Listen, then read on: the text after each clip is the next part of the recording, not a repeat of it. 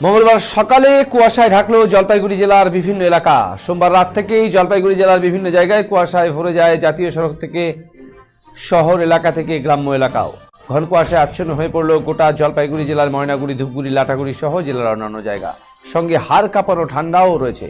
রাত থেকেই কুয়াশার দাপট বৃদ্ধি পেতে থাকে আর মঙ্গলবার ভোর থেকেই কুয়াশার চাদরে মোড়া গোটা জলপাইগুড়ি জেলা। স্বাভাবিকভাবেই অস্বস্তিতে পড়েছেন গাড়ি চালক থেকে শুরু করে পথ চলতি মানুষ।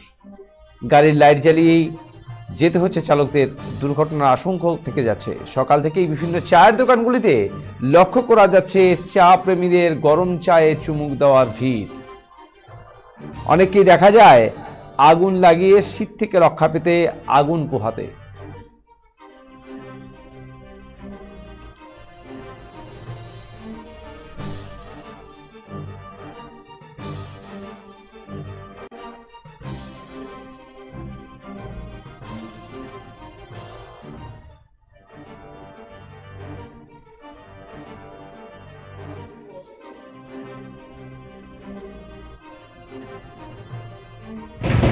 আপনার বাড়ি কোথায়? বাড়ি আমার ময়নাগুড়ি, দেবীনগর।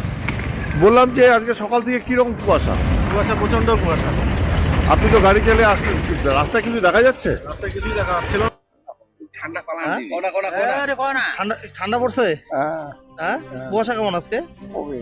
খুবই কুয়াশা। রাস্তা দেখা যাচ্ছে? দেখা যায় না। কাকার নাম? নাম হ্যাঁ, মোহাম্মদ বাচ্চা মিয়া।